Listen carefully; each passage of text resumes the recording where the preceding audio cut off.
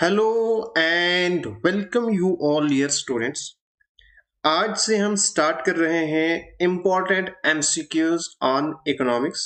हालांकि मैंने बहुत ज़्यादा एमसीक्यूज इकोनॉमिक्स पे ऑलरेडी डिस्कस किए हैं, लेकिन बच्चों की डिमांड थी कि सर अभी जो न्यू पैटर्न के क्वेश्चन एग्जामिनेशन में पूछे जा रहे हैं उस तरह के क्वेश्चन आप भी लाओ। हालांकि जिसने भी मेरे पास डिटेल लेक्चर्स पढ़े होंगे उनके लिए कोई भी प्रॉब्लम नहीं आएगी। अब आपने मुझे कमेंट करके बताना है जितने भी क्वेश्चन यहां पे मैं डिस्कस करूंगा उनमें से कितने क्वेश्चंस आपको आते हैं, कितना आपने स्कोर किया। लास्ट पे आपने कमेंट जरूर करना है और मैंने कोशिश की है यहां पे कि सेम वही पैटर्न फॉलो करूं जो कि एग्जामिनेशन में पूछा जाता है। अगर आपने अभी तक डिटेल लेक्चर्स नहीं देखे हैं, प्लेलिस्ट आपको मिल जाएगी या मैं डिस्क्रिप्शन के अंदर भी लिंक डाल दूंगा। अगर आप हमारे साथ टेलीग्राम पे जुड़ना चाहते हो, टेलीग्राम पे जाओ, वहां पे सर्च करो मलिक ट्यूटोरियल ऑफिशियल, उस ग्रुप को ज्वाइन करो। वहां पे आपको मिलेगी लेटेस्ट अपडेट्स, जॉब्स के रिलेटेड इंफॉर्मेशन और बहुत सारी इंफॉर्मेशन मिल जाएगी। अगर आपको इन पीडीएफ्स के रिलेटेड कोई भी इंफॉर्मेशन चाहिए, ये हमारा व्हाट्सएप नंबर है, यहां से आप पूछ सकते हो। So let us start. First question हमारे पास है, consider the following statements regarding the historical evolution and origin of the discipline of economics. थोड़ा सा आप टाइम ले लो, इस क्वेश्चन को अच्छे से पढ़ो और आंसर फटाफट से करो जल्दी। देखो फर्स्ट स्टेटमेंट क्या कहती है, यहां पे आपने आपका जो क्वेश्चन है उसमें आपने आंसर किस तरह से चूज करना है। How many of the above statements are correct, कितनी स्टेटमेंट करेक्ट है। यहां पे ये नहीं पूछा है कि first and second statement correct है, सेकंड थर्ड करेक्ट है, नहीं, सिर्फ आपने बताना है कितनी स्टेटमेंट करेक्ट है। ठीक है, अगर आप फर्स्ट को देखोगे, the word economics comes from the ancient Greek word oikonomia which originally meant the management of household। क्या यही होता था? इकोनॉमिक्स कहां से आया है? ग्रीक वर्ड ओइकोनोमिया, बिल्कुल ये स्टेटमेंट करेक्ट है, जिसका मतलब होता था मैनेजमेंट ऑफ हाउसहोल्ड। फिर सेकंड है, during the classical period of economic thought, जो क्लासिकल पीरियड था till the late 19th century, the subject was mainly known as political economy। बताओ भाई, ये स्टेटमेंट अच्छी है। यहां पे बहुत सारे बच्चे कंफ्यूज हो रहे होंगे, क्या ऐसा है? बिल्कुल ये स्टेटमेंट भी करेक्ट है। इकोनॉमिक्स को पहले पॉलिटिकल इकोनॉमी कहा जाता है। The original idea of oikonomia in ancient times mainly focused on macroeconomics issues such as state revenue, taxation and international trade. अच्छे से इस स्टेटमेंट को पढ़ो और आंसर करो। तो ये जो स्टेटमेंट है ना, ये गलत है। ठीक है, तो यहां पे जो करेक्ट आंसर है वो है बी ऑप्शन। सिर्फ first and second statement correct है, क्योंकि इकोनॉमिया, जब हम इकोनॉमिक्स की बात करते हैं तो पहले पहले ये सिर्फ माइक्रो लेवल पे स्टडी करती थी, जैसे कि हाउस होल्ड हो गया, प्राइवेट प्रॉपर्टी हो गया। बहुत बाद में जो इकोनॉमिक्स है इसके अंदर स्टेट के बारे में डिस्कस होने लगा, जिसमें टैक्सेशन हो गया, पब्लिक फाइनेंस, इंटरनेशनल ट्रेड वगैरह वगैरह। उसके बाद अगर हम सेकंड स्टेटमेंट पे आए तो सेकंड स्टेटमेंट ये थी कि इकोनॉमिक्स को पहले पॉलिटिकल इकोनॉमी कहा जाता था। बिल्कुल ये स्टेटमेंट करेक्ट है। जो पुराने क्लासिकल इकोनॉमिस्ट थे, जैसे एडम स्मिथ हो गया, डेविड रिकार्डो हो गया, थॉमस माल्थस हो गया, ये सारे इकोनॉमिक्स को एक पॉलिटिकल इकोनॉमी कहते थे।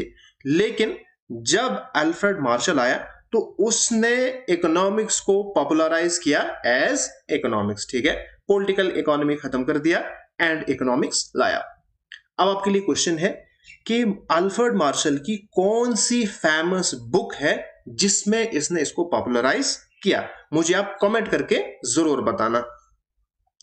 अब फर्स्ट स्टेटमेंट है, the word economics is derived from the ancient Greek word oikonomia. ठीक है, जिसका मतलब क्या है? Oikos meaning household and nemein means to manage, यानी मैनेजमेंट ऑफ हाउस होल्ड, यानी माइक्रो लेवल पे जो इकोनॉमिक्स थी वो स्टडी करती थी। नेक्स्ट क्वेश्चन है, consider the following statements regarding the basic principles of microeconomics. करो फटाफट से इसका भी आंसर। यहां पे आपने बताना है which of the statements given above are correct. इनमें से कौन कौन सी स्टेटमेंट करेक्ट है। जब भी आप इन क्वेश्चंस को पढ़ो तो पूरी स्टेटमेंट को अच्छे से पढ़ो, एक एक चीज आपके लिए बहुत ज्यादा इंपॉर्टेंट है। ऐसा नहीं कि हाफ स्टेटमेंट आप पढ़ोगे तो वो तो ठीक आपको लगेगी, आप सोचोगे कि पूरी स्टेटमेंट करेक्ट है, ऐसा बिल्कुल भी नहीं है। और इसी तरह एग्जामिनेशन में भी पूछा जा रहा है। देखो अगर हम फर्स्ट स्टेटमेंट को पढ़ेंगे, in economics scarcity is mainly a relative concept which means resources are limited compared to unlimited human wants rather than being completely unavailable in physical terms। बताओ फर्स्ट टर्म करेक्ट है या wrong है। क्या scarcity एक absolute concept है या relative concept है? बिल्कुल स्कैर्सिटी एक रिलेटिव कॉन्सेप्ट है। ऐसा नहीं कि बिल्कुल एब्सोल्युटली हमारे पास रिसोर्सेज है ही नहीं। एब्सोल्यूट कॉन्सेप्ट क्या हो गया कि यानी जैसे फॉर एग्जांपल वाटर, आपके पास वाटर बहुत कम है, ऐसा कुछ भी नहीं है। हमारे पास पानी बहुत ज्यादा है, लेकिन उसके कंपैरिजन में जो हमारी वांट्स है ये उससे भी ज्यादा है। यानी रिलेशन में हम देखते हैं तो जितनी भी हम स्कैर्सिटी की बात करते हैं वो सारा रिलेटिव कॉन्सेप्ट है। ठीक है।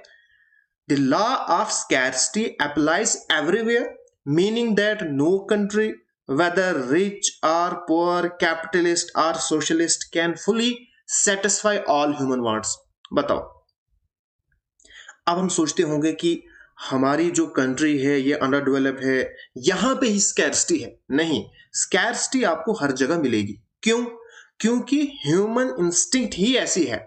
अगर आपके पास एक मोबाइल है, अगर वो 10,000 का है, कुछ टाइम के बाद सोचोगे नहीं यार मुझे 30,000 का चाहिए। फिर कुछ टाइम के बाद आपकी जो वांट्स है वो और इंक्रीज हो जाएंगी, बोलोगे मुझे 50 का चाहिए, फिर 1 लाख का चाहिए, फिर 1.5 लाख का चाहिए, फिर हर महीने आपको लेटेस्ट अपडेट वाला फोन चाहिए। तो ह्यूमन वांट्स जो है वो अनलिमिटेड है। फिर वो कैपिटलिस्ट इकोनॉमी में हो, डेवलप में हो, अंडर डेवलप में है, हर जगह लॉ ऑफ स्कैर्सिटी अप्लाई होता है। ये स्टेटमेंट भी करेक्ट है। अब जो थर्ड स्टेटमेंट है ना, ये सबसे इंपॉर्टेंट स्टेटमेंट है, यहां पे असली बच्चे फंसेंगे। बताओ, अब देखो, the idea of rational decision making means that an economic agent always makes choices to achieve maximum satisfaction, thereby removing the need for economic trade-offs। क्या ये स्टेटमेंट करेक्ट है? तो ये स्टेटमेंट रॉन्ग है। क्यों? अब देखो, जो एक रैशनल डिसीजन है ना, रैशनल डिसीजन का मतलब ये है कि जब भी आप चूज करो, दो आपके पास ऑप्शन है, इन दो में से आपने उस प्रोडक्ट को चूज करना है जो इनमें से सबसे बेस्ट है। Economic agent always makes choice to achieve maximum satisfaction. हमेशा वो ये कोशिश करता है कि मुझे मैक्सिमम सेटिस्फैक्शन मिले। यहां तक तो कोई भी प्रॉब्लम नहीं है। प्रॉब्लम यहां से स्टार्ट होती है thereby removing the need for economic trade offs. चाहे आप कितने ही रैशनल डिसीजन मेकर्स हो, फिर भी ट्रेड ऑफ हमेशा रहेगा। ट्रेड ऑफ्स कभी भी खत्म नहीं होगा। So here first option is the correct answer. अगर इस स्टेटमेंट को हम अच्छे से समझेंगे तो rational decision making means that consumer, firms, government make choices according to their goals. Rational decision making का सिर्फ ये मतलब है कि भाई आपके माइंड में क्या गोल चल रहा है, उसी के अकॉर्डिंग आप चॉइस करो। अगर मैक्सिमम सेटिस्फेक्शन आपको चाहिए तो उसी के हिसाब से आपने चूज करना है। अगर आपको मैक्सिमम प्रॉफिट चाहिए तो आपको उसी हिसाब से चूज करना है। लेकिन ट्रेड ऑफ कभी भी खत्म नहीं होगा। क्यों खत्म नहीं होगा? बिकॉज हमारे पास जो रिसोर्सेज हैं वो तो है अनलिमिटेड, ठीक है, लेकिन जो चॉइसेस हमारे पास है वो है अनलिमिटेड। अब जो रैशनल डिसीजन मेकर होगा ना, वो क्या करेगा? उसके पास दो चीजें होंगी, ठीक है। वो अंडरस्टैंड करेगा कि देयर इज ट्रेड ऑफ, लेकिन अब वो ऐसी चीज को चूज करेगा जो उसके लिए सबसे ज्यादा बेनिफिट है। तो ये है रैशनल डिसीजन मेकर। फिर अगर हम सेकंड स्टेटमेंट पे आएंगे तो law of scarcity her country में अप्लाई होता है, चाहे वो अमीर है गरीब है किसी तरह की कंट्री है वहां पे अप्लाई होगा। फिर हम बात कर रहे थे scarcity in economics is a relative concept, ये एब्सोल्यूट कॉन्सेप्ट नहीं है। जैसे मैंने आपको एग्जांपल दी, बात कम करेंगे पानी की, तो पानी बहुत ज्यादा अवेलेबल है लेकिन जो हमारी डिमांड है जो हमारी वांट्स है ये उससे ज्यादा है। बहुत सारी चीजें ऐसी होती हैं जो बहुत कम है लेकिन उनकी वांट ही नहीं है, उनकी डिमांड ही नहीं है, ठीक है, तो वो कम होने के बावजूद भी ज्यादा है, ठीक है, तो ये हमारे पास है scarcity concept. Consider the following statements regarding the branches of economic theory. यहां पे कुछ स्टेटमेंट्स गिवन है regarding the branches of economic theory.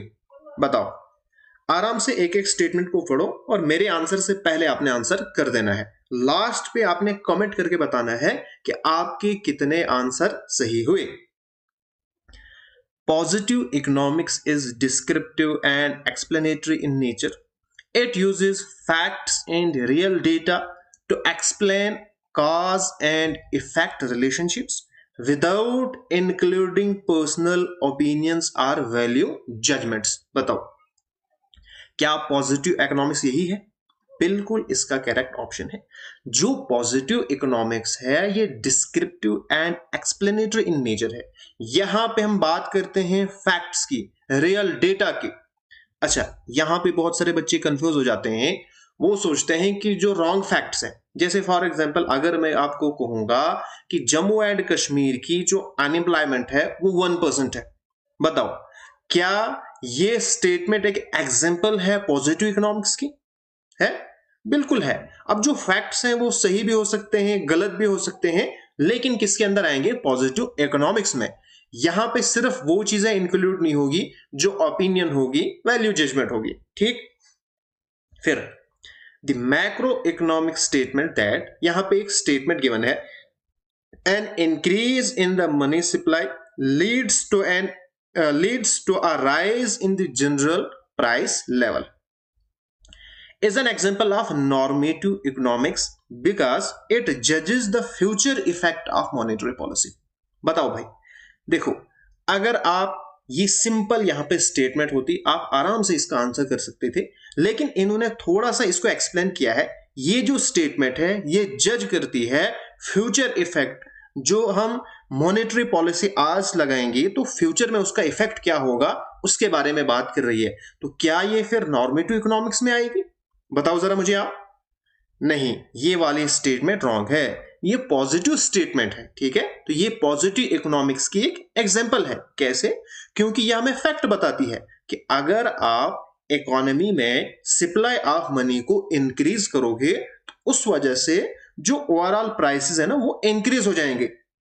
अच्छा, अब ये हो भी सकता है नहीं भी हो सकता है, लेकिन फैक्ट है ना, इसको आप वेरीफाई कर सकते हो ना कि होगा या नहीं होगा, तो इसका मतलब ये पॉजिटिव इकोनॉमिक्स में आएगा। फिर normative economics gives suggestion about what should be done, क्या करना चाहिए, and is based on the ethical moral and political views. यानी यहां पे सिर्फ व्यूज की बात होती है, यहां पे ओपिनियंस की बात होती है, तो ये स्टेटमेंट भी करेक्ट है। तो यहां पे हमारे पास जो ऑप्शन है वो है सी ऑप्शन, बिल्कुल करेक्ट आंसर। नेक्स्ट क्वेश्चन है, consider the following statements regarding the basic concept and branches of economics. जरा आप अच्छे से इन स्टेटमेंट्स को पढ़ो और आंसर करो जल्दी से। देखो फर्स्ट स्टेटमेंट क्या कहती है, in economics economic wants include all human desires.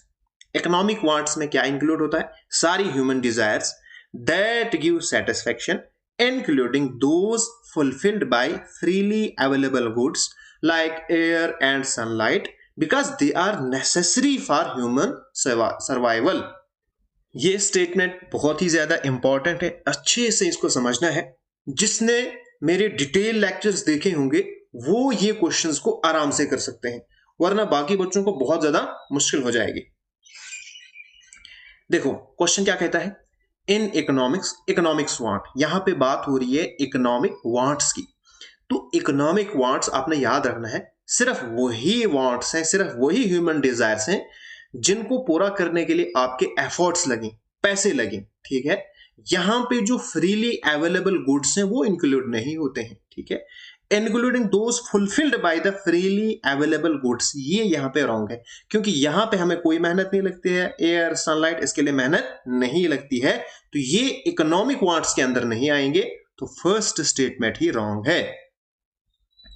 Micro economics is also called price theory, बिल्कुल हम सबको पता है कि माइक्रो इकोनॉमिक्स को हम प्राइस थ्योरी कहते हैं, because it mainly studies how prices of individual goods and factor of production are determined in the market. ये बिल्कुल करेक्ट स्टेटमेंट है।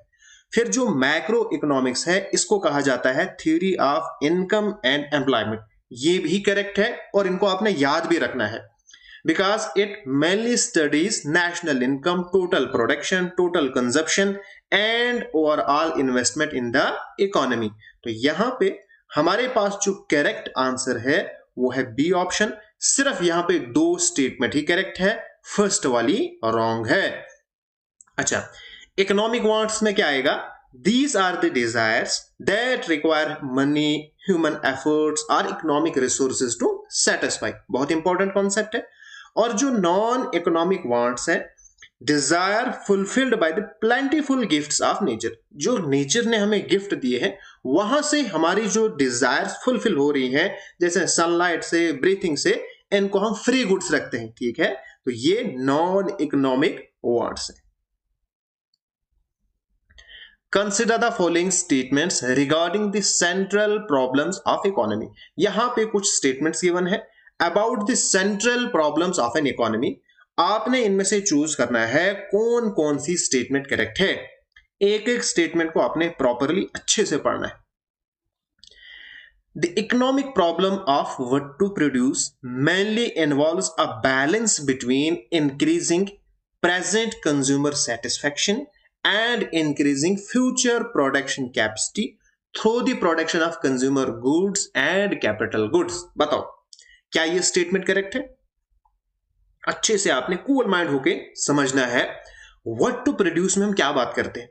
व्हाट टू प्रोड्यूस में हम ये बात करते हैं कि हम क्या प्रोडक्शन करें, आइदर हम इस वक्त कंज्यूमर गुड्स बनाएं या कैपिटल गुड्स बनाएं, ठीक है। तो यहां पे अगर हम देखेंगे mainly involves a balance between increasing present consumer satisfaction, यानी जब आप कंज्यूमर गुड्स बनाओगे तो कंज्यूमर सेटिस्फैक्शन इंक्रीज होगी, and increasing future production capacity, और जब आप कैपिटल गुड्स बनाओगे तो उससे फ्यूचर के अंदर जो प्रोडक्शन की कैपेसिटी है वो इंक्रीज होगी, यानी आप मशीनरीज बनाओगे, प्लांट्स बनाओगे। तो यहां पे फर्स्ट स्टेटमेंट बिल्कुल करेक्ट है। फिर दूसरे पे आओ। While solving the problem of how to produce, the choice between labor-intensive and capital-intensive methods mainly depends on the availability and cost of factor of production in the economy। क्या ये वाली statement correct है? बिल्कुल, ये statement भी correct है। जब हम बात करते हैं हाउ टू प्रोड्यूस, तो हम देखते हैं कि हम कौन सी टेक्नोलॉजी का इस्तेमाल करेंगे।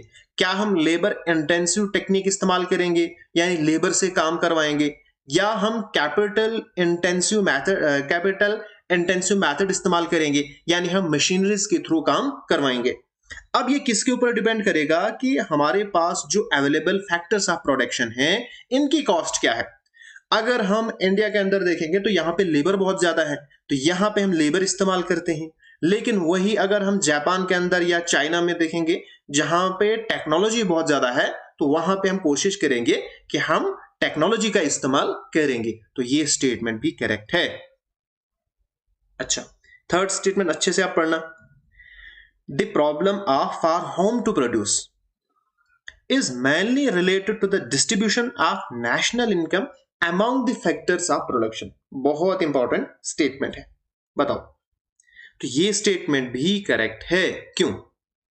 ये इस वजह से करेक्ट है, जब हम बात करते हैं फॉर होम टू प्रोड्यूस, तो हम देखते हैं कि हमारे पास जो पॉपुलेशन है इनमें हम कौन से ग्रुप के लिए प्रोड्यूस करेंगे। इधर गरीबों के लिए हम बनाएंगे चीजें, अमीरों के लिए चीजें बनाएंगे। तो जब अमीरी और गरीबी की बात आती है तो this is directly related to the distribution of income, यानी किस तरह से इनकम डिस्ट्रीब्यूट हुई है। अगर एक प्रॉपर वे में डिस्ट्रीब्यूशन हुई है, गरीबों के पास भी पैसा है, अमीरों के पास भी पैसा है, तो उसी के अकॉर्डिंग हम करेंगे। अगर ऐसा है कि गरीबों के पास कुछ भी नहीं है, सिर्फ अमीरों के पास पैसा है, फिर हम अमीरों के लिए ही प्रोडक्शन करेंगे, गरीबों से हमें कोई भी प्रॉफिट नहीं मिलेगा। या अगर हम सोशल वेलफेयर देखेंगे फिर उसके अकॉर्डिंग बात करेंगे। तो यहां पे for whom to produce directly related है डिस्ट्रीब्यूशन ऑफ नेशनल इनकम, ये स्टेटमेंट भी करेक्ट है। अच्छा, along with the resources allocation, classical economic theory officially recognize when to produce as the fourth central problem, which deals with business cycles and the timing of market supply। क्या ये statement correct है? तो ऐसा कुछ भी नहीं है। When to produce, अब बहुत सारे बच्चे सोचते होंगे कि यार business cycle and timing of market supply थोड़ा सा यहाँ पे लिखा है, तो ऐसा कुछ भी नहीं है। हमारे पास सिर्फ 3 ही सेंट्रल प्रॉब्लम्स हैं, और वो क्या क्या है जरा मुझे कमेंट करके जरा बताओ। तो यहाँ पे ये वाली रॉन्ग स्टेटमेंट है, तो हमारे पास जो करेक्ट ऑप्शन है वो है C option. If a commodity is provided free to the public by the government then, ये क्वेश्चन यूपीएससी 2018 प्रीलिम्स में पूछा गया था। बताओ, ये क्वेश्चन रिलेटेड है अपॉर्चुनिटी कॉस्ट की। द अपॉर्चुनिटी कॉस्ट इज 0, या the opportunity cost is ignored, the opportunity cost is transferred from the consumer of the product to the tax paying public, या the opportunity cost is transferred from the consumers of the product to the government. तो इसका हम correct answer देखेंगे, option 3 बिल्कुल correct है। सबसे पहले थोड़ा सा हम समझेंगे ये जो अपॉर्चुनिटी कॉस्ट है ये है क्या। Opportunity cost represents the benefit an individual investor or business misses out on when choosing one alternative or another.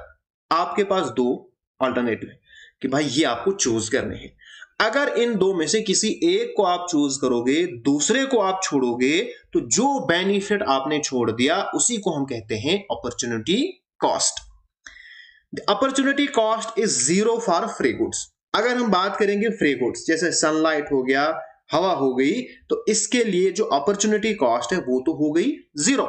लेकिन जो पब्लिक गुड्स हैं, जैसे कि एक गवर्नमेंट जो है स्ट्रीट लाइट्स पे खर्चा करती है, डिफेंस के ऊपर खर्चा करती है, जो ही गवर्नमेंट बहुत ज्यादा डिफेंस के ऊपर खर्चा करेगी, अब आप सोचोगे कि यार the government could have spent that much money on street lights rather than on military.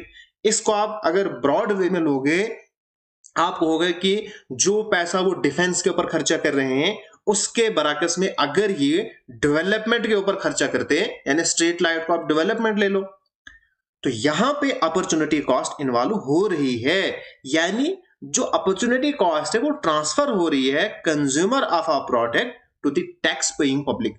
इसको आप ऐसे भी समझ सकते हो, जब भी इलेक्शन नजदीक आते हैं तो गवर्नमेंट क्या करती है, फ्री में बहुत सारी चीजें बांटती है, जैसे 10-10 हजार देना, फ्री राशन वगैरह।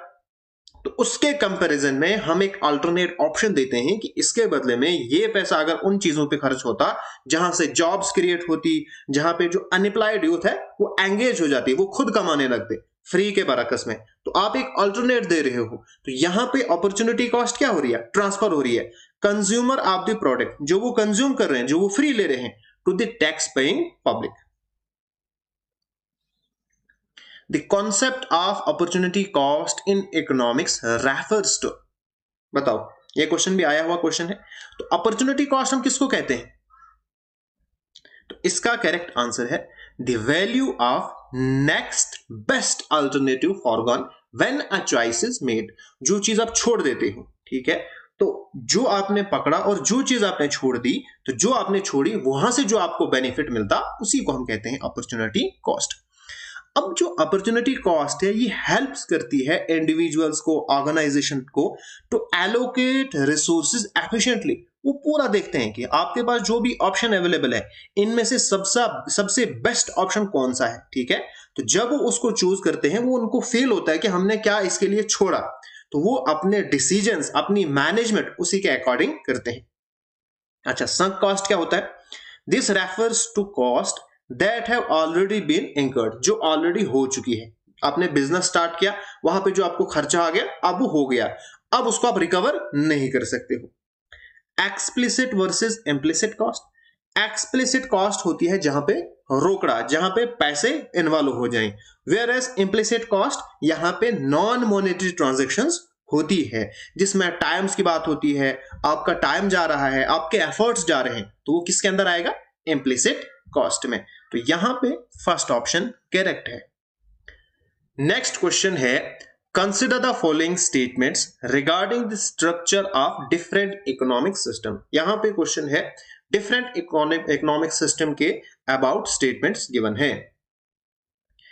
The idea of socialist economy, which supports collective ownership of the means of production to remove class exploitation, was mainly given by classical economists such as Alfred Marshall and JBC. अब जो first statement है properly आपने अच्छे से पढ़नी है। जो idea of socialist economy है बिल्कुल करेक्ट है, जो सपोर्ट करता है कलेक्टिव ऑनरशिप को। क्यों? Because to remove the class exploitation. अब जो क्लासलेस सोसाइटी है इसकी बात किसने की है, जरा मुझे आप बताओ। अच्छे से इस स्टेटमेंट को पढ़ो और मुझे बताओ क्या ये करेक्ट है या रॉन्ग है। In a purely capitalist economy, अगर हम बात करेंगे एक प्योरली कैपिटलिस्ट इकोनॉमी में, वहां पे जो basic problems of resource allocation है, यानी what to produce, how to produce and for whom to produce, यानी central problems of economy are solved through price mechanism without direct government control. बिल्कुल correct है, क्योंकि कैपिटलिस्ट इकोनॉमी में है, free economy में है, जो भी मार्केट फोर्सेस होंगी उन्हीं के बेसिस पे डिसाइड होगा क्या हमें बनाना है, किसके लिए बनाना है एंड व्हाट टू प्रोड्यूस। ठीक है, ये स्टेटमेंट बिल्कुल करेक्ट है। अच्छा, अब mixed economy completely removes the role of market forces and depends only on government planning and social cost benefit analysis for production decision in both the public and private sector. बताओ, तो ये वाला wrong statement है। जब हम बात करते हैं मिक्स्ड इकोनॉमी में, वहां पे आपको दोनों क्वालिटीज मिलेंगी, वहां पे आपको रूल ऑफ मार्केट फोर्सेस भी मिलेगा एंड गवर्नमेंट प्लानिंग भी मिलेगी। तो यहां पे ये रॉन्ग है।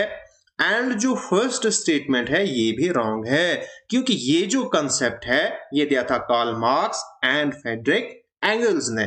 तो here second option is the correct answer, यानी सिर्फ सेकंड वाले स्टेटमेंट करेक्ट है। Consider the following statements regarding the concept of utility in the microeconomic theory. बताओ, कॉन्सेप्ट ऑफ यूटिलिटी के ऊपर स्टेटमेंट्स आई हैं, आपने प्रॉपरली अच्छे से सोच समझ के चूज करना है। इसी तरह से आपने एग्जामिनेशन में चूज करनी है।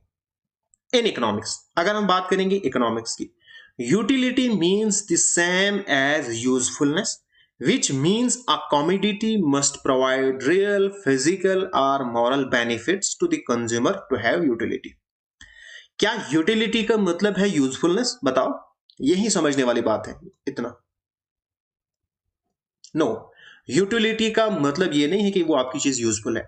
यूटिलिटी का सिर्फ इतना मतलब है कि एक कमोडिटी के अंदर पावर होनी चाहिए, वांट सेटिस्फाइंग पावर, यानी आपकी जो चाहत है ना वो सेटिस्फाई होनी चाहिए, चाहे वो यूजफुल है आपके लिए, हार्मफुल है, उससे कोई लेना देना नहीं है यूटिलिटी का। समझ गए आप?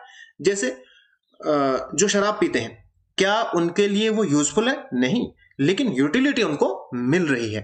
तो आपने इस चीज से कंफ्यूज नहीं होना है कि जो यूटिलिटी है इसका मतलब यूजफुलनेस है, नहीं, इसका सिर्फ इतना मतलब है कि उस प्रोडक्ट के अंदर क्या होने चाहिए, वांट सेटिस्फाइंग पावर होनी चाहिए। खत्म कहानी।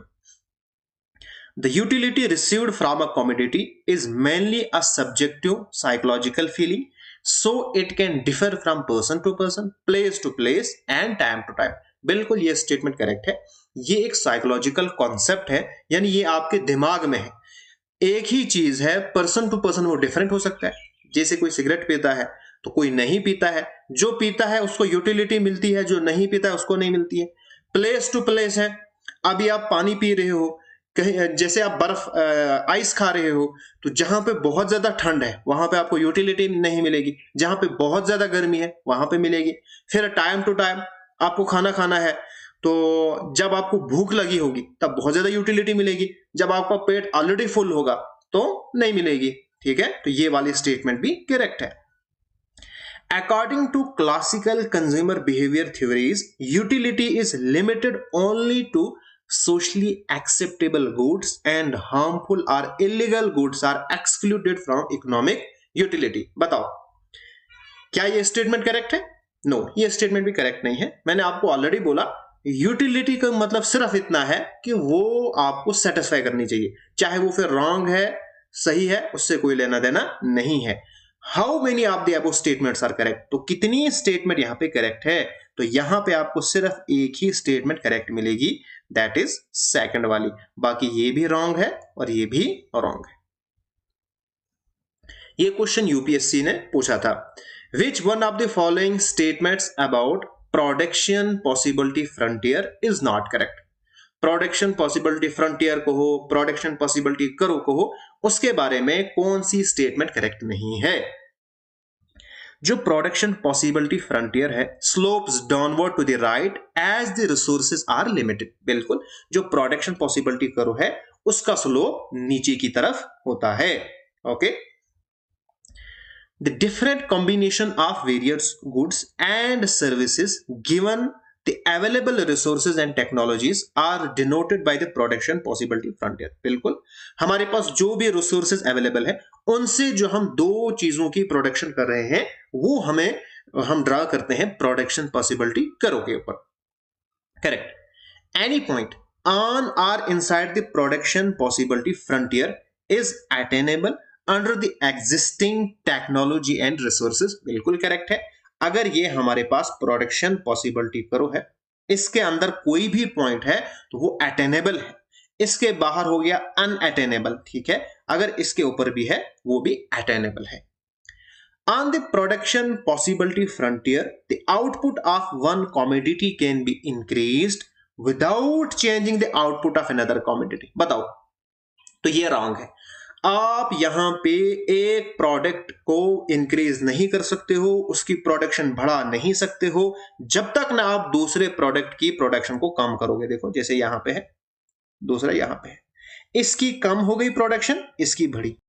ठीक हो गया, तो यहां पे जो करेक्ट ऑप्शन है वो है फोर्थ ऑप्शन।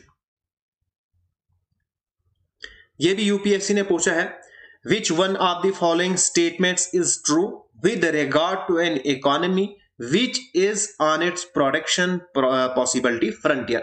यहां पे इकोनॉमी के बारे में पूछा है कि एक इकोनॉमी कहां पे है? प्रोडक्शन पॉसिबिलिटी फ्रंटियर के ऊपर है, यानी उस लाइन के ऊपर है। तो इसमें करेक्ट चूज करना है।